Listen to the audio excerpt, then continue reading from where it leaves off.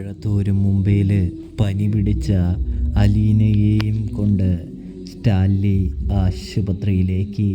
അങ്ങനെ പ്രിയ പ്രേക്ഷകരെ, കൂട്ടുകാരെ, മഴത്തോരും മുംബൈയിലാണെങ്കിൽ നമ്മുടെ വല്യപ്പച്ചൻ പോവുകയാണ്. ആകെ അലീനയ്ക്ക് സപ്പോർട്ടായിട്ട് ഉണ്ടായിരുന്നത് നമ്മുടെ വല്യപ്പച്ചനാണല്ലോ. ആ വല്യപ്പച്ചനാണെങ്കിൽ അലീനയുടെ അടുത്ത് നിന്ന് യാത്ര പറഞ്ഞ് പോവുകയാണ്.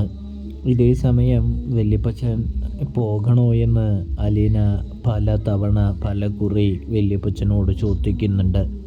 എൻ്റെ മോളെ, പോകേണ്ട ഒരു സാഹചര്യമായതുകൊണ്ടല്ലേ, ഇപ്പം പോയില്ലെങ്കിൽ ശരിയാകില്ലെന്നേ, അവിടെയെല്ലാം തല കീഴായി പോകും. അതുകൊണ്ടല്ലേ വല്യപ്പച്ചൻ പറയുന്നത്. വല്യപ്പച്ചൻ എന്തായാലും പോയിട്ട് വരാമെന്ന് പറയുന്നത് കാണാൻ കഴിയുന്നു, സാധിക്കുന്നു.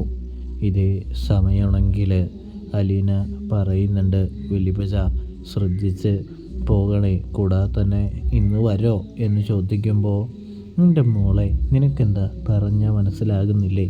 2-3 ദിവസത്തെ എന്ത് കാര്യമുണ്ട് അവിടെ?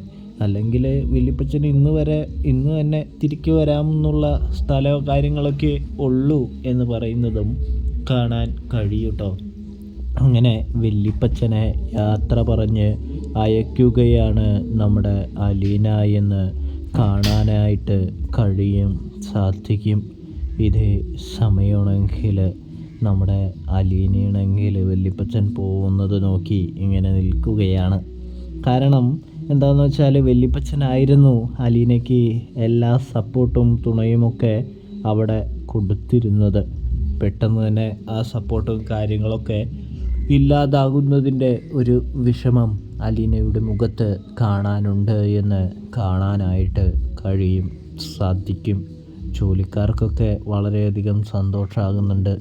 ഇനിയിപ്പോൾ പ്രശ്നമൊന്നുമില്ല, അലീനയെ രക്ഷിക്കാൻ ഇനിയിപ്പോൾ ആരും വരാനായിട്ട് പോകുന്നില്ല എന്ന് പറയുന്നത് കാണാൻ സാധിക്കുന്നു. അതായത് അവതക്കുട്ടി ചായ ഉണ്ടായിരുന്നപ്പോൾ അലീനയുടെ ഭക്ഷ്യം പിടിച്ച് നിൽക്കുമായിരുന്നു. ഇനിയിപ്പോൾ എന്തായാലും അതുണ്ടാകില്ല എന്ന് പറയുന്നത് കാണാൻ സാധിക്കുന്നുണ്ട്.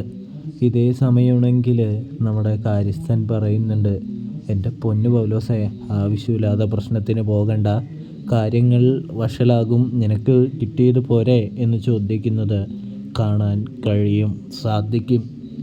ഇതിനെല്ലാം ശേഷം നമ്മുടെ അലീനയെ കാണിക്കുകയാണ്.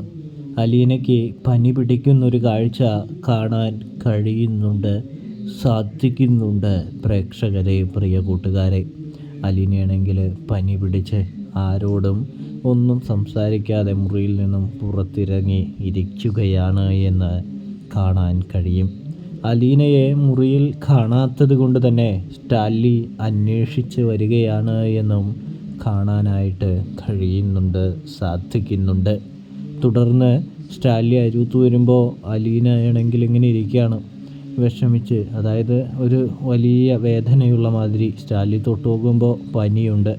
ഉടനെ തന്നെ നമ്മുടെ സ്റ്റാൻലിയാണെങ്കിൽ അലീനയെയും കൊണ്ട് ആശുപത്രിയിലേക്ക് നീങ്ങുകയാണ് എന്ന് കാണാനായിട്ട് സാധിക്കുന്നുണ്ട്. തുടർന്ന് കരുതലും കൂടാതെ ശ്രദ്ധയൊക്കെ വേണമെന്ന് സ്റ്റാൻലിയോട് ഡോക്ടർ നിർദ്ദേശിക്കുന്നതും കാണാൻ സാധിക്കുന്നു. അപ്പോൾ റിവ്യൂ ഇഷ്ടപ്പെട്ടാൽ സബ്സ്ക്രൈബ് ചെയ്യാൻ മറക്കല്ലേ.